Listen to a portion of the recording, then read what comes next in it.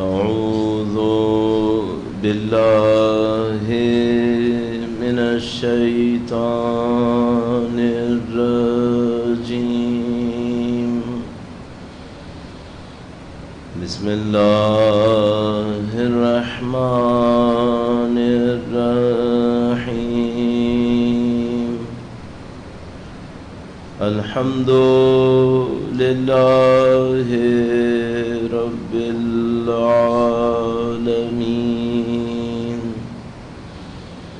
والصلاة والسلام على سيد الأنبياء والمرسلين، حبيب إله العالمين أبي القاسم محمد، صل على محمد وعجل فرجه، وعلى آله الطيبين الطاهرين، سيما بقية الله في الأراضين. قال الله تعالى في كتابه الكريم: بسم الله الرحمن الرحيم. أم حسبت أن أصحاب الكهف والرقيم كانوا من آياتنا عجبا. درود بھیجو محمد وآل محمد، صلی علی محمد آل محمد وعجل فرجهم. لطف خدا ہے، خدا تعالیٰ کا انتہائی احسان ہے کہ خدا تعالیٰ نے نعمت نصیب فرمائی ہیں، جسمانی روحانی، بظاہر صرف دنیاوی، جبکہ صرف دنیاوی کوئی نہیں ہوگی. ہر دنیا کی چیز کا تعلق کہیں نہ کہیں آخرت سے ہوگا. خدا کی نعمتیں بہت زیادہ ہیں، نعمت جو پائیدار نعمتیں ہیں، جو ہمیشہ ہمارے ساتھ رہیں گی، اور ہمیں جو خدا تعالیٰ نے ایسی نعمتیں دی ہیں جو ختم ہو رہی ہیں، ان کو بھی خدا تعالیٰ نے ہم سے چاہا ہے کہ ہم اس کو اخروی اجر کے اندر تبدیل کر لیں. میں ایک جملہ بہت زیادہ دہراتا ہوں، مولا سے منسوب ہے، اللہ کے نبی سے بھی منسوب ہے، بعد میں ائمہ نے بھی اس کو بہت دہرایا. یوں لگتا ہے امام نے فرمایا: خذوا من ممرکم لمقرکم. تم اس گزرنے کی جگہ سے سامان اٹھاتے چلے جاؤ اس جگہ کے لیے جہاں تم نے مستقر ہونا. یہ گزرنے کی جگہ ہے. یہ راستہ جو ہوتا ہے، جیسے گلی کے اندر ایک راستہ بن جاتا ہے، ایک تو وہ گلی ہوتی ہے جس میں گھروں کے دروازے کھل رہے ہوتے ہیں، وہ نہیں، وہ جو صرف گلی ہوتی ہے، صرف چھوٹا سا راستہ ہوتا ہے، اسے ممر کہتے ہیں. وہاں پہ دروازے نہیں کھل رہے ہوتے، صرف ایک چھوٹا سا راستہ ہوتا ہے. یہ جو ممر ہے، اگر کوئی اس کو سمجھ لے کہ یہ ممر ہے، یہاں رکنے کا کام ہی نہیں ہے. امام فرمایا جو جہاں رکنے کا کام نہیں ہے وہاں سامان رکھنے کی جگہ کہاں پر ہے؟ یہاں سے سامان اٹھانے کی جگہ ہے. یہاں سے سامان اٹھاؤ اور اس جگہ کے لیے اٹھاؤ جہاں پہ جا کے رکنا ہے. جہاں پہ رکتے ہیں اس کو مخر کہتے ہیں. ایسے مخر جو ہے وہ مثلا کوئی بیس ہوتی ہے، اس کو بھی کہتے ہیں فارسی میں، عربی میں. مثلا فرض کریں جیسے کوئی آرمی کی بیس ہو کہ مثلا ایک جگہ سے آپ ٹریولنگ کر کے گئے، آپ ایک جگہ پہ پہنچیں گے، وہاں پہ آپ کی مثال کے طور پر کمپنی نے، بٹالین نے رکنا ہے، تو وہ اس کا مخر ہے، تو جس کو آپ لوگ ہیڈ کوارٹر بھی کہہ سکتے ہیں. امام فرما رہے ہیں یہاں سے تم نے گزرنا ہے، یہاں سے اٹھاؤ، وہاں کے لیے اٹھاؤ جہاں پہ تم نے رک جانا ہے. خذوا من ممرکم لمقرکم. تو آپ اور ہمیں اگر خدا نے اس ممر گزرنے کی جگہ میں کوئی نعمت دی ہے تو وہ اس لیے نہیں ہے کہ یہیں کنزیوم ہو جائے، بلکہ وہ اس نے اس ہوشیاری کے لیے ہمیں دی ہے، ہمیں اتنے ہوشیار بنایا ہمیں کہ ہے تو ممر کی جگہ اور یہاں نعمت ملی ہے، لیکن تم یہ ہوشیاری دکھاؤ کہ اس کو مقر کے لیے ذخیرہ بنا لو۔ تو اب مثلا واضح ترین مثال کیا ہوگی؟ ایک پانی کا گلاس، یہ ممر کے لیے ہے یا مقر کے لیے ہے؟ پانی کا گلاس تو یہاں چاہیے، پیاس مجھے یہاں لگ رہی ہے، میں نے جیسے ہی کنزیوم کیا وہ پانی کا گلاس ختم ہو گیا۔ لیکن اگر تم اس کو پیتے وقت بھی ایک دفعہ یا حسین کہہ دو تو اللہ اکبر، یہی جو ممر کے لیے تھا اب یہ مقر کے لیے ہے، اب یہ مقر کے لیے۔ یہ ہوشیاری ہمارے اندر چاہیے۔ درود بھیجے گا محمد و آل محمد، صلی علی محمد آل محمد عجل فرجہم۔ 2 دن سے ہم ایک موضوع کے اوپر عرض کرنے کی کوشش کر رہے ہیں، اور اپنی سے کہتے ہیں ناتوانی کی وجہ سے تھوڑا سا شاید اس میں کوتاہی ہو رہی ہو کہ ہم اس طرح سے بیان نہ کر پا رہے ہوں، لیکن بہرحال ہماری کوشش یہ ہے کہ پہلے اس بات کو بیان کریں، اور وہ ہم کر چکے۔ وہ یہ کہ یہ جو علم کا معاملہ ہے، یہ علم کا معاملہ صرف ایک ریکارڈ نہیں ہے۔ کمپیوٹرز کے اوپر بہت علم ہے۔ پہلے مجھے یاد ہے آپ کو ایک مثال کے طور پر وسائل الشیعہ کا آپ کو دسترسی چاہیے تھی، کتاب خانے میں جاؤ وہاں پر یہ ہوگا، پھر وہ مثلا اگر اس کو آپ بتائیں گے کہ مثلا والیوم نمبر 12 چاہیے تو وہ جائیں گے، وہ لے کر آئیں گے، پھر اس کا ایک صفحہ آپ لیں گے۔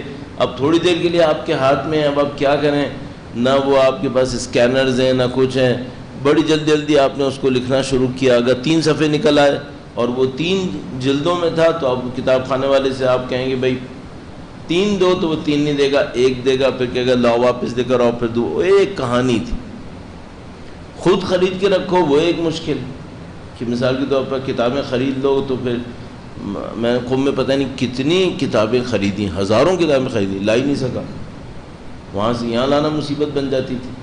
تو پھر بعد میں کیا ہوا، جب بالکل اینڈ آ گیا، اتنی کتابیں خرید کر کے ڈھیر کر لیں، بعد میں پتہ چلا بھائی ایک سی ڈی آ گئی ہے، اس پہ 4000 کتابیں آ گئی، جان چھوٹی، ختم ہو گیا معاملہ۔ پھر وہ سی ڈی کا مسئلہ ہوا، یہ ہوا وہ ہوا۔ اب اور آسانی کیا ہو گئی، الحمدللہ رب العالمین، آپ نیٹ کے اوپر بیٹھے ہوں، آپ لکھیں وسائل الشیعہ جلد نمبر 12 صفحہ نمبر 71، سامنے کھل گیا، اسکرین شاٹ لے لیں، کاپی پیسٹ کر لیں، جو کرنا ہے کر لیں، صحیح، آسانی ہو گئی، پہلے بہت مشکل تھی۔ تو اتنا ریکارڈ ہے کمپیوٹر کے اوپر، انٹرنیٹ کے اوپر، عرفان ہے اس کے پاس، صحیح ہے۔ تو ہم انسان اگر کتابوں کو رٹتے چلے جائیں، پڑھتے چلے جائیں، سمجھ بھی رہا ہے، تھوڑا بہت سمجھ بھی رہا ہے، صرف اس سے کہ کتاب پڑھی ہے، عرفان آ جائے گا، معرفت آ جائے گی؟ نہیں، ہم سب کو پتہ چل رہا ہے۔ جبکہ ابھی ہم نے کل یہ بھی عرض کیا ہے کہ بعض علوم ایسے ہوتے ہیں جو علم کی حیثیت، علم کی بلندی و عظمت عالم کو بھی عظمت دے دیتی ہے۔ بعض علوم ایسے ہوتے ہیں، اب وہ کیا حصہ ہے یہ مجھے آپ کی خدمت میں جلدی سے عرض کرنا ہے۔ اب جلدی میں پوری کوشش کروں گا کہ آپ کا مزید وقت نہ لگے اور میں اس فیز میں داخل ہو سکوں جلد از جلد اپنے لیے کہ یہ حاصل کیسے ہوگا۔ درود بھیجے گا محمد و آل محمد، صلی علی محمد آل محمد عجل فرجہم۔ اچھا، جہاں کہیں بھی ہمارے پاس روایتوں میں، دعاؤں میں معرفت، عرفان یہ آیا، ان کو بھی اپنے ذہن میں رکھیے گا۔ مشہور و معروف دعا جو غیبت کے لیے استعمال ہوئی، اللہم عرفنی نفسک فإنک ان لم تعرفنی نفسک لم اعرف نبیک۔ اللہم عرفنی، بعد میں نبیک کا کہا ہے اور بعد میں روایت میں رسولک کا بھی آیا ہے دوسرے والے جملے میں۔ اللہم عرفنی رسولک فإنک ان لم تعرفنی رسولک لم اعرف حجتک۔ اور تیسرے مرحلے میں اللہم عرفنی حجتک، کہ اگر میں نے تیری حجت کو نہیں پہچانا تو میں دین سے گمراہ ہو جاؤں گا۔ ٹھیک ہے، تو آپ یہ بھی دیکھیں کہ عرفان کو، معرفت کو ایسا معاملہ ہے کہ ائمہ ہم سے کہہ رہے ہیں تم دعا میں مانگو۔ کیوں؟ شاید اس میں کوئی ایک جگہ ایسی ہے علم اور عرفان کے درمیان کہ وہ جمپ کرنا ہمارے بس میں نہیں ہے. وہ وہاں سے ملے گا تو ہوگا، ورنہ ہم علم کے فیز میں پھنسے رہیں گے اور اس عرفان کے فیز میں، معرفت کے فیز میں داخل نہیں ہوں گے. اور زیادہ تر ایسے ہی ہوتا ہے، لوگوں کے دماغ میں امیجز بن جاتی ہیں، لیکن وہ امیجز ان کے وجود کو ایلیویٹ کریں یہ ذرا مشکل ہوتا ہے، اس کے لیے محنت کرنی پڑ رہی ہے. ٹھیک ہے، تو اب مجھے کیا بات عرض کرنی ہے؟ پہلے تو یہ عرض کرنا ہے کہ یہ جو ایلیویشن ہے کہ ایک انسان ایک چیز کو جاننے کی کوشش کرتا ہے، جانتا ہے، اتنا جانتا ہے کہ معرفت بن جاتی ہے. جیسی وہ معرفت بنتی ہے اس کے وجود میں ایک اپ گریڈ ہو جاتا ہے اس کا وجود. یہ بات کیسے ہوتی ہے؟ آپ تصور کیجئے، کل ہم نے پرسوں ایک دو دن میں آپ سے عرض کیا کہ بھئی کم سے کم عقائد کی کتابیں پڑھتے رہیں. اچھا، اس سے کیا فائدہ ہوگا؟ ہمارا نفس، میں جمع کر رہا ہوں اپنے ذہن کے اندر، ہمارا بدن اگر مناسب غذا ملتی رہے تو بدن کے ساتھ کیا ہوتا ہے؟ مثلا ایک بچے کو سوچیں 14 سال کا، 15 سال کا، اگر اسے مناسب غذا ملتی رہے تو اس کے بدن نے گروتھ دکھانی ہے، ابھی کئی سال تک گروتھ دکھانی ہے. ہاں ٹھیک ہے، مثلا فرض کرنے 35-40 کا ہو گیا، اب وہ ڈاکٹر کے پاس جاتا ہے، کہتا ہے کہ مثلا ڈاکٹر میرا قد نہیں بڑھ رہا، تو اس کو بولے گا کہ اب فیز ختم ہو گیا، قد بڑھنے کا فیز گیا، آپ کا جو بڑھنا تھا وہ بڑھ چکا. ٹھیک ہے، لیکن اس سے پہلے اگر مناسب غذا ملتی رہی تو یہ بڑھتا رہے گا. صحیح ہے، بدن ایک جگہ پہ جا کے رک جاتا ہے. اچھا، بدن میں ایک اور آسانی ہے، پتہ نہیں کمی ہے یا آسانی ہے، ایک دفعہ جو بڑھ جاتا ہے اتنی آسانی سے نیچے نہیں آتا.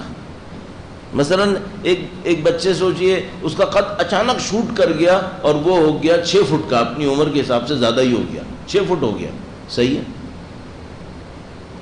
40 سال تک پہنچتے پہنچتے 5 ہونا ہے اس نے؟ نہیں، یہ نہیں ہونا. ٹھیک ہے، دبلا ہوگا، پتلا ہوگا، موٹا ہوگا، یہ ہوگا، وہ ہوگا، دیکھنے میں آپ کو 6 سے 1 انچ کم لگے گا چونکہ اس کی ہڈیوں کا وزن کم ہو گیا ہے، سر کے بال کم ہو گئے، لیکن ایکچولی یہ کم نہیں ہوگا، یہ اتنا ہی رہے گا. روح میں یہ دونوں مسائل نہیں ہیں. روح میں کیا ہے؟ روح میں یہ کہ اگر اس کو مناسب غذا ملتی رہے فار ایور گروتھ ہے، فار ایور. کیوں اس کے اندر یہ خوبی ہے؟ کیوں؟ چونکہ بدن ایک ایسی چیز سے بنا ہے جس کے اندر لمٹ ہے، میٹر، اور روح اس روح خدا سے ہے جو انفائنائٹ ہے، اس میں کوئی کمی نہیں ہے، انفائنائٹ ہے، اس کی گروتھ ان لمیٹڈ ہے. تو بدن میں ہمیں یہ نقصان ہے کہ 30 سال بعد، 25 سال کے بعد پھر ڈاکٹرز آپ کو بتائیں گے اب قد نہیں بڑھے گا، اب یہ نہیں بڑھے گا، بلکہ اب ڈکلائننگ آئے گی، کچھ بھی کر لو. ٹھیک ہے، لیکن روح کے اندر چاہے بندہ 90 سال کا ہے، روح بڑھتی رہے گی اگر وہ صحیح کام کرے، اور کوئی لمٹ نہیں ہے، کوئی لمٹ نہیں. عبدی اطیعنی اجعلک مثلی، اے میرے بندے تم میری اطاعت کر، میں تجھے اپنا جیسا بنا دوں گا. اللہ اکبر، اپنا جیسا. یہ ایک بینیفٹ ہو گیا.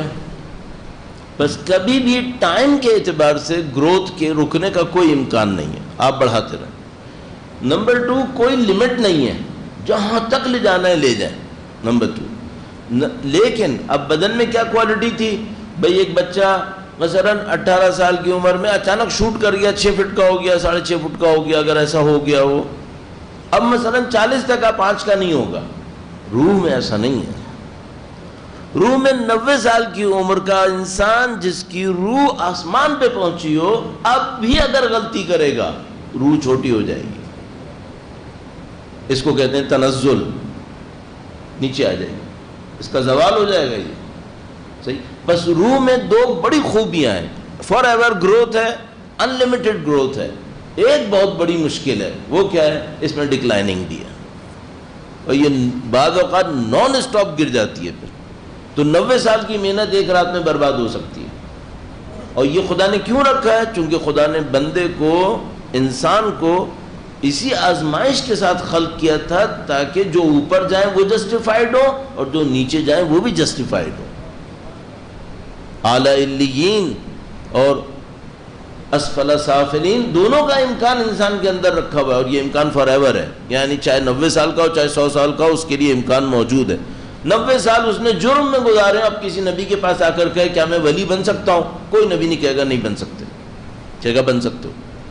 90 سال ولی اللہ ہو اور کسی سے آ کر پوچھے کہ کیا اب میرا مسئلہ کو خراب ہو سکتا ہے، اوور نائٹ خراب ہو سکتا ہے، صحیح ہے۔ اب اس فیز سے نکل آئے، آپ کو 14-15 سال کے بچے کو اچھا کھانا کھلانا ہے تاکہ وہ اس کا بدن گروتھ کرے، ابھی گروتھ کا ٹائم ہے، تو آپ نیوٹریشنس کے پاس جاتے ہیں، اس سے پوچھتے ہیں بھئی میں اچھا کھانا کیا کھلاؤں، صحیح ہے۔ اب ایک دنیا بسی ہوئی ہے، ایک کہہ رہا ہے کہ بھائی گھی مت کھلانا، دوسرا کہہ رہا ہے بھائی آپ آئل نہیں کھلانا، ایک کہہ رہا ہے دودھ پلانا، دوسرا کہتا ہے نہیں دودھ نہیں پلانا، ایک کہتا ہے نٹس کھلاؤ، دوسرا کہتا ہے نٹس نہیں کھلانا۔ عجیب مشکل بنی ہوئی ہے، ایک عذاب میں پھنس گئے ہم لوگ۔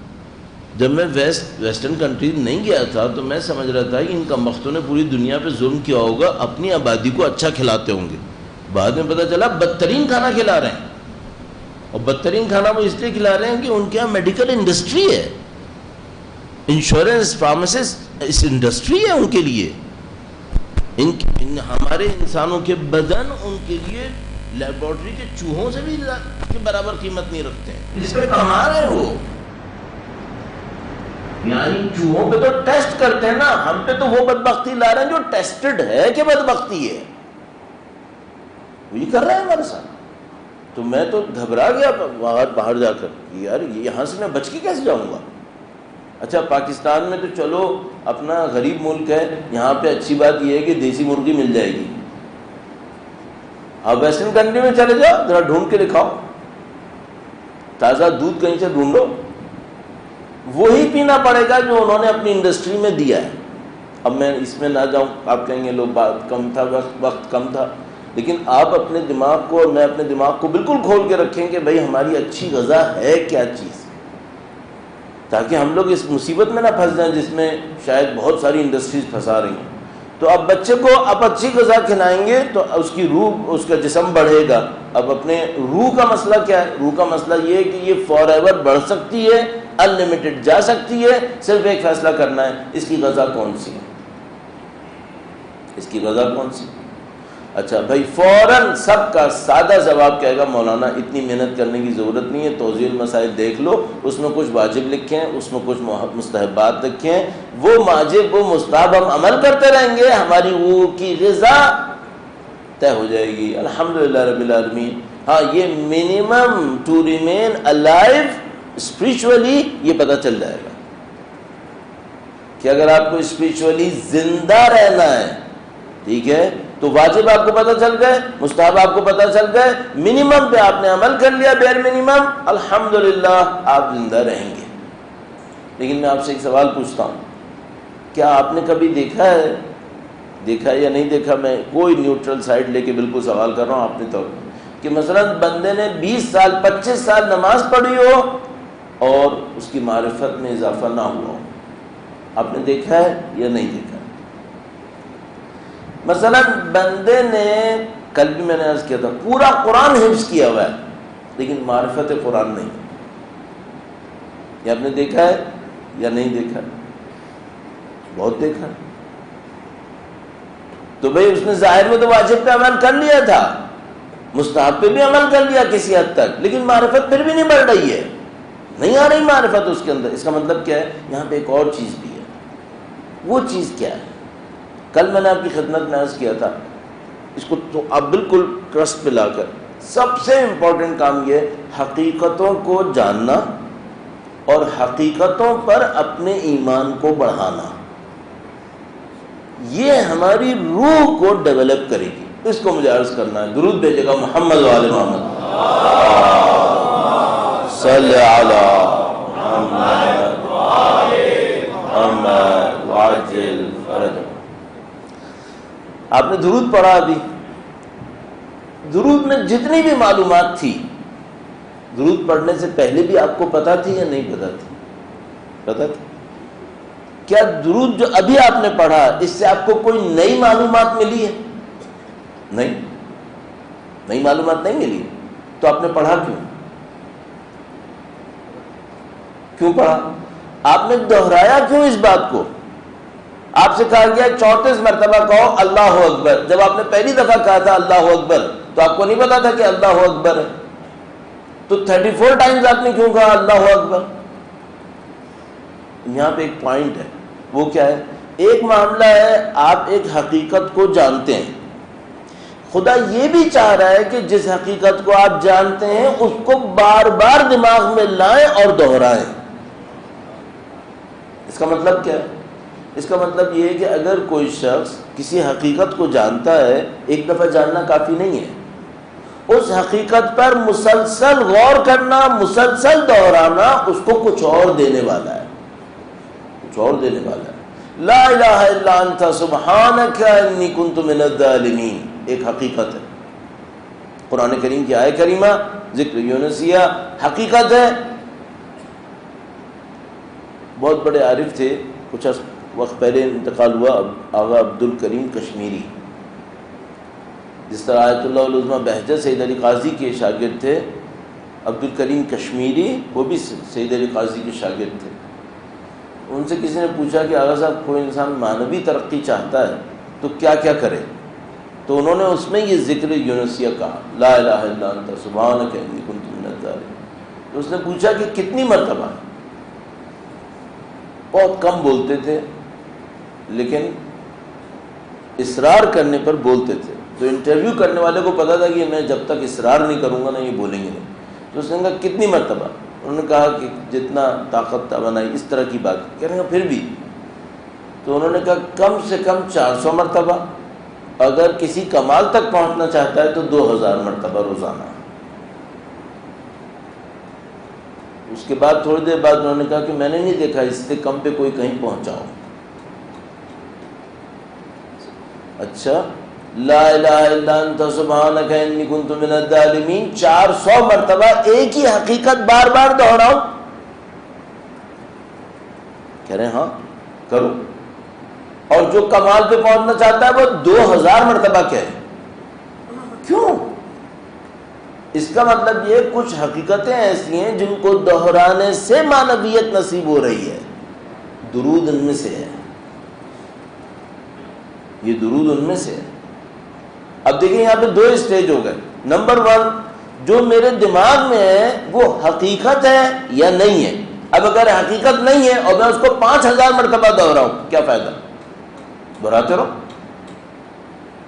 اب حقیقت ہے، میں جانتا ہوں لیکن اپنے ذہن میں ریکال نہیں کر رہا، دہرا نہیں رہا ہوں، نہ اس حقیقت سے اثر لیتا ہوں۔ مثال ابھی عرض کرتا ہوں آپ کی خدمت میں، ایک بار پھر درود بھیجے گا محمد و آل محمد صلی علی محمد۔ موت ایک حقیقت ہے، کافر، منافق، مشرک، مسلم، مومن سب مانتے ہیں موت ایک حقیقت ہے۔ خدا بار بار کہتا ہے موت موت موت، اور روایتیں بار بار کہتی ہیں موت یاد کرو، موت یاد کرو، موت یاد کرو۔ ایک حقیقت ہے، کتنی مرتبہ یاد کروں؟ کہتے نہیں بار بار یاد کرو۔ کچھ حقیقتیں ایسی ہیں جن کو ریکال کرنا، اپنے اوپر اس کا اثر لینا، یہ تمہیں فائدہ دے گی، یہ تمہیں فائدہ دے گی۔ صحیح ہے؟ اچھا، اگر کوئی انسان اپنے وجود کو اس ڈھنگ پہ رکھے کہ میں صرف حقیقتوں پر اپنے ذہن کو مشغول کروں گا، اب اس کے مقابلے میں کیا ہے؟ میرے جیسا انسان، وہ کیا؟ بھائی میں کسی جہاز میں جا رہا تھا، اب وہاں پہ 14 گھنٹے کی فلائٹ تھی، سمجھ میں نہیں آ رہا تھا کیا کروں، سامنے کی اسکرین لگی ہوئی تھی، میں نے 1 گھنٹہ ایک مووی بھی دیکھ لی، 2 گھنٹہ مووی دیکھ لی۔ اچھا، یہ جو آپ نے مووی دیکھی، میں نے مووی دیکھی مثلا، یہ حقیقت ہے یا کہانی ہے؟ تو یہ جو میں نے اپنے دماغ کو جو حقیقتوں کے لیے ڈیولپ ہوا تھا، کہانی کے اوپر لگا کے رکھا، یہ اس دماغ کے لیے فائدہ مند تھا یا نقصان دہ تھا؟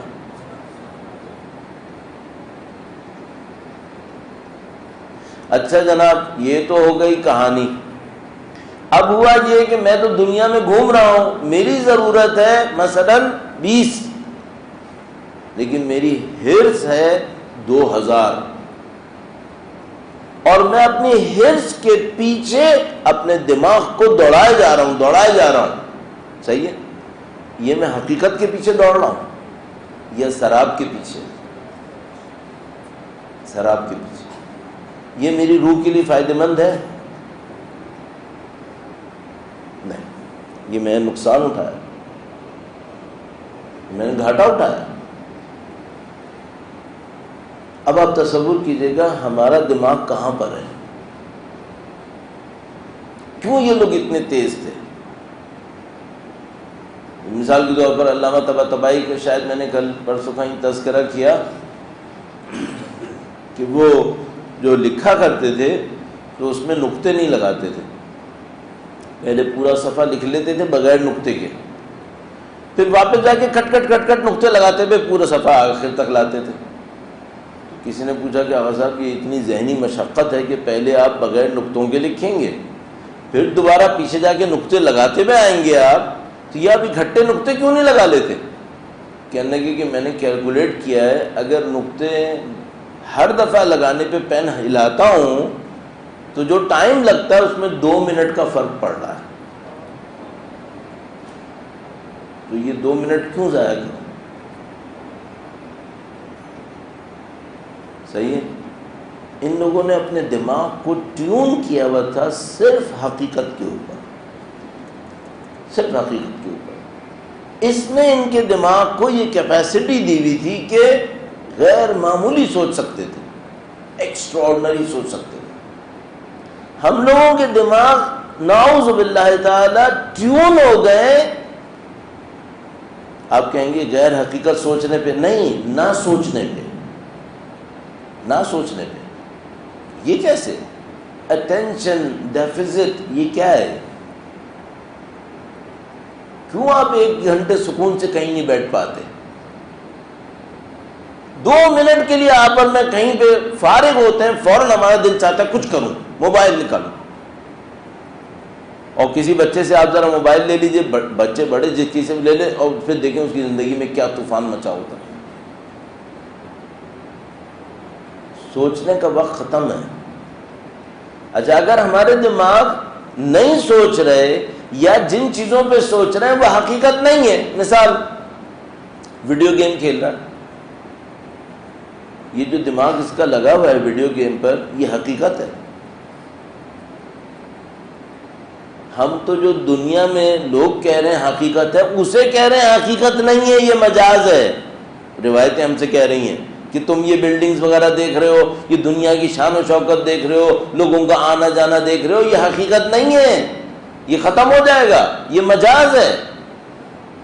اب سوچو جو جس کو مجاز نے مجاز میں بنایا ہے، اہل مجاز نے یعنی دنیا پرستوں نے خود کہہ کے بنایا ریالٹی نہیں ہے، مجاز ہے. کیا مطلب؟ مثلا ڈرامہ، فلم، الٹی سیدھی ویڈیو گیمز، وہ خود اہل مجاز نے مجاز کہہ کے بنایا. اس کی حقیقت کتنی ہے؟ ایبسولوٹلی نل. اس پر اگر میں دماغ لڑا رہا ہوں، اب کہاں پہنچا؟ صحیح ہے.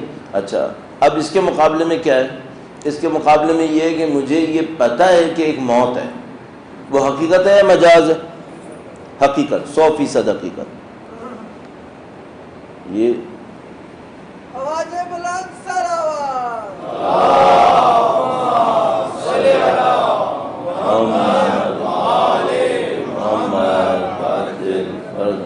میں دیکھا تھا بیچارے کو مار تو نہیں دیا، میں نے پوری احتیاط کی کہ وہ مرے بغیر نکل آیا میرا گھر. تو موت ایک حقیقت ہے، موت کے بعد برزخ ایک حقیقت ہے. انصاف میں اپنے ساتھ عرض کر رہا ہوں، مثلا جب میرے بچے کی وفات ہوئی تو اس وقت ابھی سے 2.5 سال پہلے، تو مجھے طالب علم بنے ہوئے 35-36 سال ہو چکے تھے. اور اس 35-36 سال میں کئی دفعہ برزخ کے اوپر، موت کے اوپر عشرے پڑھ چکا تھا. صحیح ہے. لیکن جب میرے بیٹے کی وفات ہوئی اور میں اس میں انوالو ہوا کہ اب میرے بیٹے کے ساتھ کیا ہو رہا ہوگا، تو اچانک مجھے احساس ہوا کہ مجھے برزخ کے بارے میں کچھ نہیں پتا.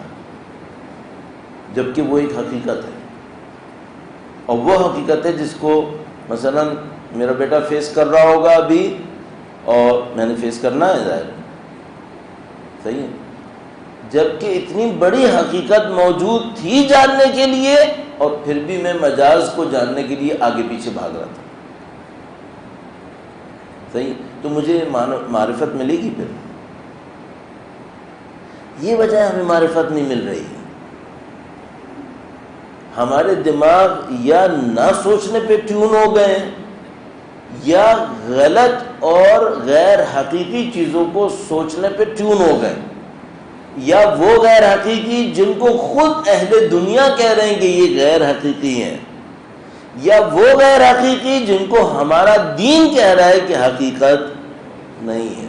مثلا اگر میں اس پہ محنت کروں کہ میری شہرت کتنی ہے، صحیح، دنیا کے نزدیک اسکیلیبل ہے اور حقیقت ہے، اور دین کے نزدیک ربش ہے، مجاز میں بھی مجاز میں مجاز ہے۔ اچھا، اس جملے کو میں تھوڑا سا عرض کرنے کی کوشش کرتا ہوں، جو تین میں نے کہا مجاز مجاز مجاز، یہ کیا ہے، تھوڑا سا عرض کرنے کی کوشش کرتے ہیں، اگرچہ میں اس قابل نہیں ہوں۔ درود بھیجے گا محمد و آل محمد، صلی اللہ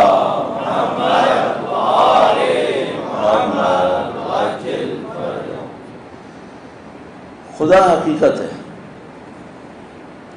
خدا نے اپنے ارادے سے کچھ مخلوقات کو خلق کیا ہے، یہ اس کا ارادہ ہے۔ انما امرہ اذا اراد شیئا ان یقول له کن فیکن۔ خدا ہے وہ حقیقت ہے، اس کا ایک ارادہ ہے وہ حقیقت ہے، اس ارادے سے نہ ہونے سے ایک چیز خلق ہو گئی ہے، یہ حقیقت ہے، یہ حقیقت کا سایہ ہے۔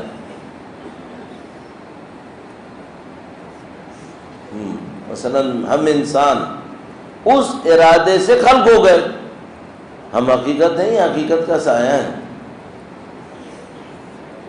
پتہ نہیں لگ رہا ہے کہ سایہ ہے شاید، کیونکہ اصل حقیقت تو خود خدا اور اس کا ارادہ ہے، باقی جو کچھ ہے وہ کیا ہے، اس نے یوں کر کے خلق کیا ہے، تو یہ اس کا سایہ ہوا۔ کیوں سایہ کہہ رہا ہوں میں اس کو؟ اگر وہ اپنا ارادہ پیچھے سے بند کر دے، ایک سیکنڈ بھی نہیں لگے گا ختم ہونے۔ آپ اپنے دماغ کے اندر ایک درخت سوچیں، سوچ لیا آپ نے، خلق کر لیا، اب اس درخت کو ہٹا دیں، وہ درخت کہہ سکتا ہے کہ مجھے تو میں اتنا بڑا درخت ہوں، میں کہاں جا رہا ہوں؟ نہیں، سائے سے زیادہ نہیں ہیں ہم لوگ، اب ہم سایہ ہو گئے، چلو ٹھیک ہے، اس سائے کو اس نے ایک سائے میں بھیجا ہے جو دنیا ہے، اور وہ خدا کہہ رہا ہے یہ دنیا حقیقت نہیں ہے، یہ حقیقت نہیں ہے۔ اللہ اکبر، حقیقت خدا ہے، ایک اس کا ارادہ ہے جو حقیقی ہے، پھر اس نے ایک سایہ خلق کیا جو میں ہوں، اس سائے کو مجھ سے بھی نیچے ایک سائے میں بھیجا ہے۔ کیوں مجھ سے نیچے ایک سائے؟ کیونکہ میرے اندر تو روح خدا میں سے ہے، اس دنیا میں روح خدا میں سے نہیں ہے، یہ دنیا تو بالکل فانی ہے۔ مجھے تو پھر اس نے کہا ہے کہ تم انما تنقلون من دار الى دار، مولا فرماتے ہیں تم ایک گھر سے دوسرے گھر منتقل ہوتے رہو گے، تم کبھی ختم نہیں ہوگے۔ خلقتم للبقاء لا للفنا، تم بقا کے لیے خلق ہوئے ہو۔ تو میں جو سایہ تھا، میں وہ سایہ تھا جس کو خدا نے کہا تھا تجھے میں نے بقا کے لیے خلق کیا ہے، لیکن اس نے مجھے ایک سائے میں بھیجا ہے جس کو وہ خود کہہ رہا ہے کہ یہ بقا کے لیے خلق نہیں ہوا ہے، یہ فنا کے لیے خلق ہوا ہے۔ کون؟ یہ دنیا، صحیح ہے۔ اب اس دنیا کے اندر میں مجاز ہوا، اور یہ دنیا مجھ سے بھی بڑی مجاز ہوئی، صحیح ہے۔ اس مجازی دنیا سے کچھ لوگوں نے عشق لڑایا ہے، انہوں نے اپنی عشق و عاشقی میں یہاں پہ سرداریاں، غلامیاں، دولتیں، شہرتیں، طاقتیں یہ بنائی ہیں۔ یہ جو دولتیں، طاقتیں، شہرتیں، سرداریاں ہیں، یہ مجاز ہے یا حقیقت ہے؟ میں مجاز تھا جو قابل بقا تھا، یہ مجاز ہے جو قطعاً اہل فنا ہے۔ اس مجاز نے اپنے درمیان ایک مجازی ڈرامہ کھیلا ہوا ہے، صحیح ہے؟ اس مجازی ڈرامے پہ اربوں لوگ ایک دوسرے سے لڑ رہے ہیں، اور ان کو بھی پتا ہے کہ جیسے ہم نیچے جائیں گے نا یہ اوپر کا مجازی ڈرامہ چلتا رہے گا، ہم گئے. صحیح ہے؟ وہ حقیقت ہے یہ ڈرامہ، یہ تو بالکل ہی 100% مجاز ہے. اب اس مجاز پر ایک ویڈیو گیم بنا ہوا ہے جس کو اہل مجاز نے بھی کہا ہے کہ یہ مجاز ہے. صحیح ہے؟ اور میں اس کے اوپر 4 گھنٹے لگا رہا ہوں.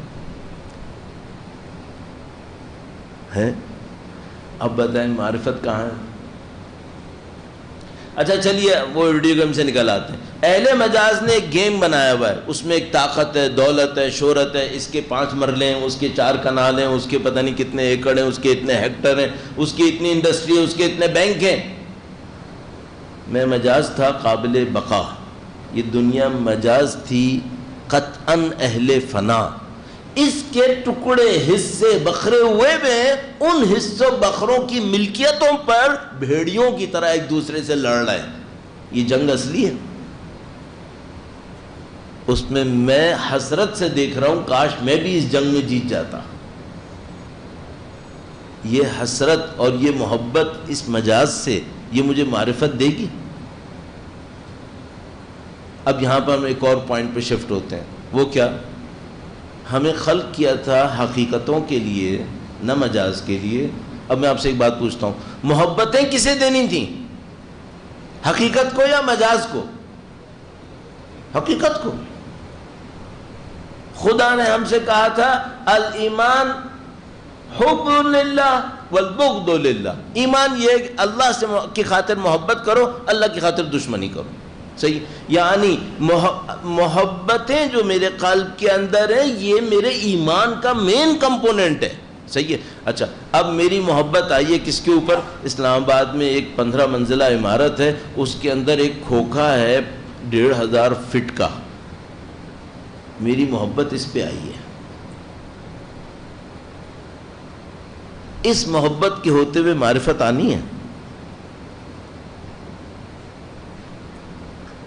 اس اہل حق نے، خدا نے ایک مجازی زمین خلق کی ہے جس کو کہا ہے یہ واجب الفنا ہے. اس واجب الفنا زمین کے اوپر زمین کا ایک چھوٹا سا ٹکڑا ہے 10 ایکڑ 15 ایکڑ کا، اس پر میرا دل آیا ہوا ہے. اس کے ہوتے ہوئے اس قلب کے اوپر نورانیت آنی ہے. ہم یہاں پھنسے ہوئے ہیں. خدا نے ہمارے قلب کو خلق کیا ہے. اب میں کئی دفعہ قلب عرض کر چکا ہوں لہذا واپس نہیں آؤں گا. قلب دل نہیں ہے، پمپنگ اسٹیشن نہیں ہے. قلب کا مطلب روح کی ایک کیفیت ہے، ایک صلاحیت ہے جس میں اللہ کی طرف سے علم حاصل ہوتا ہے، معنویت حاصل ہوتی ہے. اس قلب کو خلق کیا اس نے حقائق کے شعور کے لیے، درک کے لیے، حقائق کو یاد کرنے کے لیے، حقائق کے ساتھ اپنے کنیکشن کو جوڑنے کے لیے. یہ جو زیارت پڑھتے ہیں آپ کیا کرتے ہیں؟ آپ حقیقت کے ساتھ ایک کنیکشن کو روزانہ اس کو زندہ کر رہے ہوتے ہیں. روزانہ السلام علیکم یا ابا عبد اللہ. یہ ایک حقیقت ہے. اس حقیقت سے میں آپ کو دوبارہ کنیکٹ کر رہا ہوں ہر روز بار شاید دن میں 10 دفعہ. کیوں؟ اس حقیقت سے میرا کنیکشن اور اس حقیقت سے میری محبت میرے قلب کو ترقی دے گی. لیکن اگر اسی کے ساتھ نعوذ باللہ تعالی اس سے زیادہ محبت میں نے اس دنیا کے مجازی ٹکڑوں سے لگائی ہوئی ہے، پھر یہ السلام علیکم ابا عبداللہ میرا ساتھ دے پائے گا؟ اگر میری محبت ان مجازی ٹکڑوں سے اس سلام سے زیادہ چلی گئی. صحیح؟ تو عزیزان محترم میں نے بہت کوشش کی ہے کہ جتنا سمپلسٹ میں دماغ کر پائے میں اسے کرنے کی کوشش کروں اور آپ کی خدمت میں عرض کروں کہ ہم لوگ کس جگہ کے اوپر پھنسے ہوئے ہیں. ہم یہاں پھنسے ہوئے. اچھا اب حل کیا کرنا چاہیے؟ حل یہ کرنا چاہیے کہ حتی الامکان اپنے دماغوں کو حقیقتوں کی طرف لے جانے کی کوشش کریں. آپ مجھ سے پوچھیں گے بھائی وہ حقیقتوں کی طرف کیسے جائیں؟ نمبر 1 آپ اپنی واجب عبادات کے اوپر بھرپور توجہ دیں، کیونکہ ان میں انہی حقیقتوں کو ریکال کرنا ہے۔ مثلا جب آپ واجب نماز میں سیدھے ہو کر کھڑے ہوں گے تو اپنے آپ کو ایک حقیقت ایک ریکال کرا رہے ہوں گے، ایک حقیقت کو۔ وہ کون سی ہے؟ وہی کہ مجھے خدا کے سامنے کھڑا ہونا ہے۔ اور جب آپ رکوع میں گردن نکال کر خدا کے سامنے جھکے ہوئے ہوں گے تو آپ ایک حقیقت کو ریکال کروا رہے ہوں گے۔ وہ کیا ہے؟ وہ یہ ہے کہ مجھے اپنے وجود کے ساتھ خدا کے سامنے قربان ہونا ہے۔ اور جب آپ سجدے میں جائیں گے تو پھر ایک حقیقت کو ریکال کروا رہے ہوں گے، کیا ہے؟ وہ یہ کہ مجھے ساری دنیا کو چھوڑ کر انجام میں خدا کی طرف بڑھنا ہے۔ الیہ راجعون، صحیح ہے؟ تو یہ جو نماز ہوگی، عبادات ہوں گی، یہ آپ کو حقیقتوں کو ریکال کروانے کا موقع دیتی رہیں گی۔ آپ ہر دفعہ اذان دیں گے، اللہ اکبر کہیں گے، شہادتیں گواہیاں دیں گے، یہ ساری حقیقتیں ریکال ہوتی رہیں گی۔ تو واجبات انجام دیں، مستحبات کی طرف توجہ دیں، جو کنیکشنز ہیں میرے اور آپ کے اہل بیت سے، ان کنیکشنز کے اوپر محنت کریں اور اپنے دماغ کو ٹیون ان کرتے رہیں واجبات حقائق کے لیے۔ تو جتنا آپ کے لیے پاسبل ہے آپ اپنے دماغ کو لگائیں ہی اس چیز کے اوپر جو حقیقت ہے۔ میں بعض اوقات اپنی فیلڈ کی وجہ سے، پولیٹیکل سائنسز کی وجہ سے، اور بعض اوقات اپنے دماغ کو یوں ہی آسانی دلانے کے لیے ان کے مسائل کو پڑھتا ہوں، انٹرنیشنل ریلیشنز کو، پتہ نہیں دنیا میں اکانومی میں کیا ہو رہا ہے، یہ ہو رہا ہے، وہ ہو رہا ہے۔ جب سب پڑھ لیتا ہوں تو میں سوچتا ہوں یہ حقیقتیں تھیں کیا؟ اپنی بہترین شکل میں یہ چند بھیڑیوں کا ایک دوسرے کے اوپر غرانا ہے، اس سے زیادہ نہیں ہے، اور میں مجبور ہوں کہ اس کو پڑھوں۔ تو پھر اس سے زیادہ نہ پڑھوں جتنا واجب ہے، اتنا ہی پڑھوں۔ تو اور کیا پڑھوں؟ وہ پڑھو جو اہل حق خدا نے ایک اور حق اپنے نبی امام کے ذریعے حق علم کی صورت میں ہمیں دیا ہے، وہ پڑھو، وہ روح کو زندہ کرے گا۔ بس اب اگر میں ایک ہی انسان ہوں، میں آتا ہوں اور میں مثال کے طور پر فرض کرو انٹرنیشنل ریلیشنز میں پیوٹن اور میں نہیں معلوم امریکہ کے ریلیشنز کو دیکھتا ہوں، یا مثلا اس نے یورپ کی گیس کاٹ دی، یہ دیکھتا ہوں، وہ دیکھتا ہوں، یہ بھی ایک علم ہے، ریالٹی ہے، اس مجاز کی ریالٹی ہے۔ اس کو پڑھنے سے میری اسپریچول ڈیولپمنٹ ہو جائے گی؟ مشکل ہے۔ ایک راستہ ہے، میں یہ پڑھوں اس لیے کہ مجھے اللہ کی طرف سے دی ہوئی کوئی ذمہ داری انجام دینی ہے، ہاں پھر ہو جائے گی۔ لیکن پھر بھی اگر میں اس کے مقابلے میں اس کو میں ذمہ داری کی خاطر کروں گا تو مجھے اسپریچول ڈیولپمنٹ مل جائے گی۔ لیکن اگر اس کے مقابلے میں میں مثال کے طور پر یہ کہہ رہا ہوں کہ میں جاتا ہوں اور یہ جاننے کی کوشش کرتا ہوں کہ اللہ کے بندوں کی خدمت کیسے کروں تاکہ ان کی زندگی سے مشکل حل کر سکوں۔ ہمارے دوستوں نے ہم سے کہا کہ مولانا سندھ اور بلوچستان میں تباہی بے پناہ ہو رہی ہے، پتہ نہیں کتنے، بلکہ پنجاب میں بھی، اب ساؤتھ پنجاب میں بھی پتہ نہیں کتنے علاقوں کے اندر اب سیلاب کی ایک مصیبت بنی ہوئی ہے۔ تو انہوں نے کئی دفعہ کہا کہ بھئی آپ لوگوں کی طرف توجہ دلوائیں اور اس مسئلے کی طرف کچھ کریں، بغیر کسی ادارے کا نام لیے جو کوئی جہاں کہیں بھی کچھ بھی کر سکتا ہے کچھ کرے، کیونکہ لوگ واقعاً مشکل کے اندر پھنسے ہوئے ہیں۔ اچھا یہ وہ لوگ نہیں ہیں جن کے پاس مثال کے طور پر آپ یہاں پر ہیں، خدا نہ کرے، میں اپنے اوپر رکھ کے کہتا ہوں، خدا نہ کرے نعوذ باللہ تعالیٰ آج میرا گھر رہنے کے قابل نہ ہو، 10 میرے تعلقات ہوں گے، یہاں جا سکتا ہوں، وہاں جا سکتا ہوں، ٹیمپریری یہاں چلا جاؤں، وہاں چلا جاؤں، یہ وہ لوگ نہیں ہیں بیچارے۔ آج خدا نہ کرے نعوذ باللہ تعالیٰ میں اپنے گھر کے اندر انٹر نہیں ہو سکوں تو میرے وہاں پہ کچھ پیسہ رکھا ہوگا، کوئی چیز رکھی ہوگی، تو کچھ اور کہیں اور بھی رکھا ہوگا، یہ وہ نہیں ہے۔ گیا اب کچھ بھی نہیں ہے پھر۔ تو یہ جو آپ کو سوچنا پڑے گا کہ بھئی اب ہم نے کیا کرنا ہے۔ اچھا اب میں آپ سے کہتا ہوں، میں اس پہ سوچوں پیوٹن گیس بند کر دے گا یورپ کی، وہاں پہ کیا ہوگا، یا میں اس پہ سوچ لوں کہ ابھی میرے گھر کے پیچھے کچھ کلومیٹر دور کچھ لوگ پانی کے درمیان کسی خشکی کے اوپر بیٹھے ہوں گے اور سوچ رہے ہوں گے کوئی کھانا لے آئے تو کچھ مل جائے نا. یہ آپ طے کریں آپ نے اپنے دماغ کو کیا سوچنے پہ لگانا ہے،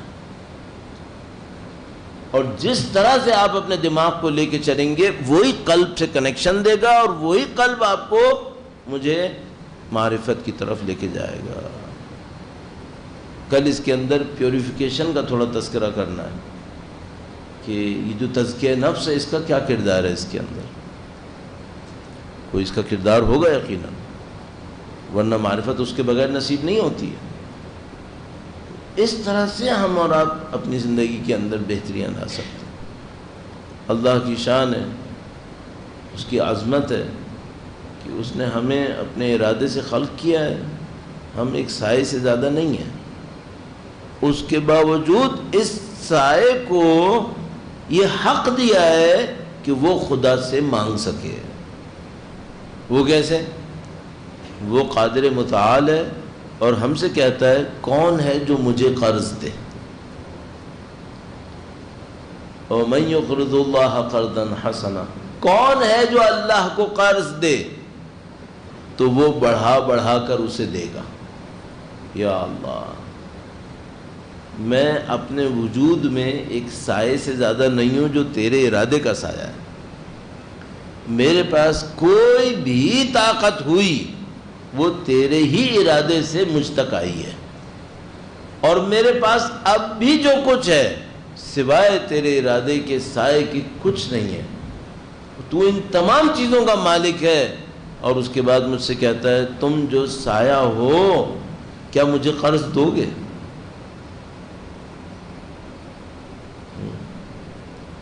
یہ بڑی عجیب بات ہے. جو اس مسائل کو سمجھ رہے تھے سمجھتے ہیں، وہ لبیک کہنے میں دیر نہیں لگا رہے، وہ فوراً لبیک کہتے ہیں، کیونکہ ان کو پتہ ہے کہ اگر ہم نے یہ موقع مس کیا تو نہ صرف یہ کہ ہم یہ موقع مس کریں گے، بلکہ اب جو ہمارے ساتھ ہوگا وہ کیا ہوگا؟ وہ یہ کہ جو کچھ ہم اللہ کو قرض دے سکتے تھے اب کسی کمینے نے ہم سے چوری کرنا ہے. جو آپ اللہ کو قرض دے سکتے تھے نا ابھی، یہ ابھی نہیں دیا تو یہ کوئی کمینہ اور ذلیل آپ کی اور میری جیب سے چوری کرے گا. اور عجیب بات یہ ہے کہ اس کمینے اور ذلیل نے جب چوری کرنا ہوگا نا تو ہمیں اس کے سامنے گڑ گڑانا بھی ہوگا. یہ ہوگا اگر ہم نے اپنے وسائل میں سے قرض نہیں دیا خدا کو، اور ہم سب پھنسیں گے اس میں نعوذ باللہ تعالیٰ اگر ہم نے نہیں کیا تو یہ اچھی طرح دیکھ لیں. اللہ کا کرم ہے آپ کو اور ہمیں خداوند نے اہل بیت سے تعلق کی بنیاد پر ایک رقت نصیب کی ہے. کل بھی میں نے آپ کی خدمت میں عرض کیا تھا، یہ بہت اہم ہے. اس رقت کے مقابل میں کیا ہوتا ہے؟ اس رقت کے مقابلے میں ہوتی ہے قساوت، دلوں کی سختی.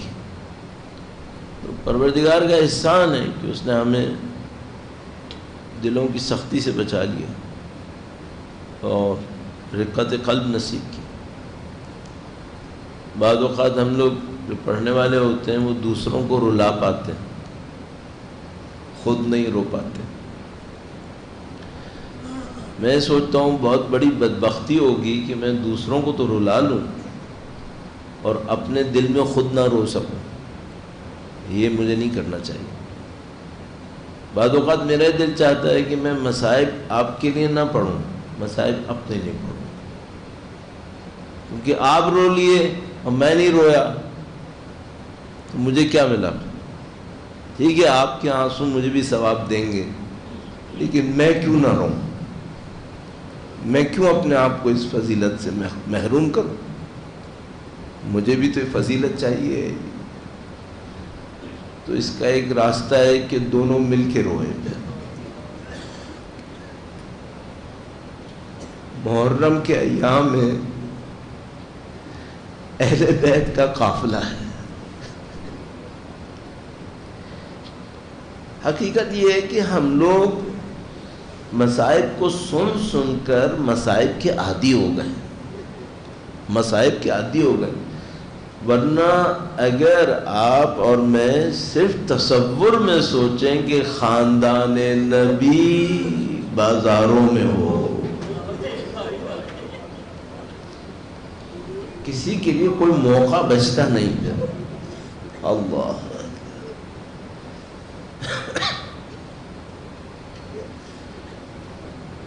یعنی وہ مقدس ہستیاں جن کے آج آپ ذری پر جائیں، یعنی میں کیسے ان باتوں کو الفاظ میں عرض کروں، میں صلاحیت نہیں ہے اس بات کی.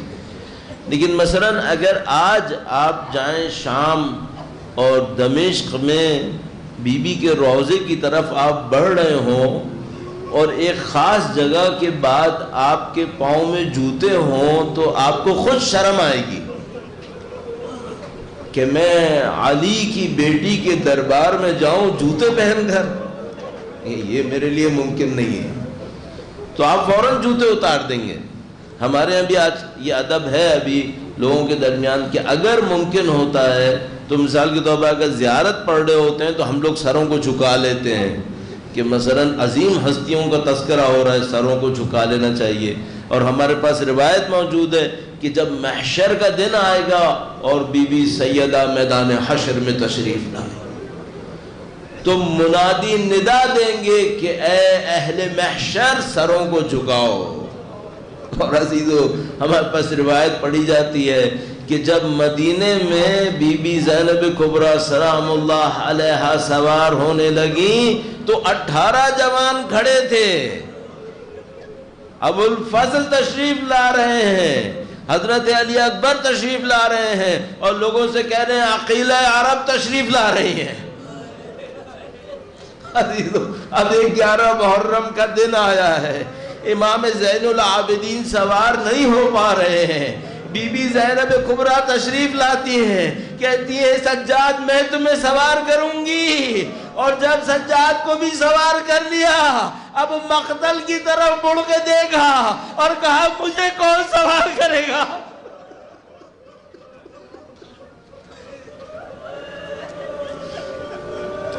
اٹھارہ بھائیوں کی بہن اور اتنی مقدسہ اور علم کے اندر وہ مقام کے معصوم کہے انت عالمۃ غیر معلمہ، اور اس کو کوئی سوار کرنے والا نہیں ہے. تو یہ مصائب نہیں تو اور کیا تھے. اور پھر وہ لمحے آئے کہ ان کے سامنے بھائی کا لاشا پامال ہو.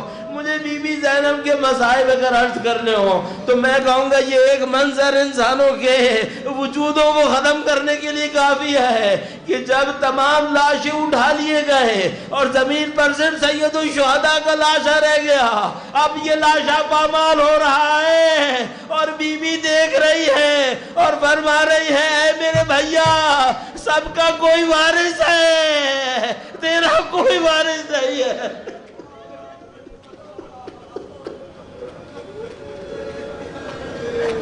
آج بس 1400 سال کے بعد اللہ نے یہ دن دیکھنا نصیب کیا. کروڑوں انسان کھڑے ہوتے ہیں اور بی بی زینب کے سامنے کہہ رہے ہوتے ہیں السلام علیک. الا لعنت اللہ علی القوم الظالمین وَسَيَعْلَمُ الَّذِينَ ظَلَمُوا أَيَّ مُنْقَلَبٍ يَنْقَلِبُونَ. پروردگار تجھے واسطہ نبی اولاد نبی کا، تجھے واسطہ سید الشہداء ان کی مقدسہ بہن کا واسطہ ہے. پاک پروردگار اس قلیل کو اپنی بارگاہ میں قبول فرما. اے پاک پروردگار ان کی نورانیت سے ہمارے قلوب کو منور فرما. اے خدایا اس دنیا میں زندگی کے بہترین نتیجے ہمیں نصیب فرما، آخرت کی بہترین تیاری نصیب فرما. ہمارے تمام مرحومین کو اس آخرت کے اندر بہترین درجات نصیب فرما. خداوندہ اسی دنیا کی زندگی میں یہیں رہتے ہوئے بھی ہمیں اپنے امام کی رخ انور کی زیارت نصیب فرما، ان کے ظہور کا دن دیکھنا نصیب فرما، ان کی نصرت کی سعادت اسراء میں شہادت نصیب فرما. ربنا تقبل منا انک انت السمیع العلیم تب علینا انک انت التواب الرحیم بجاہ نبیک و عترتہ الطاہرین.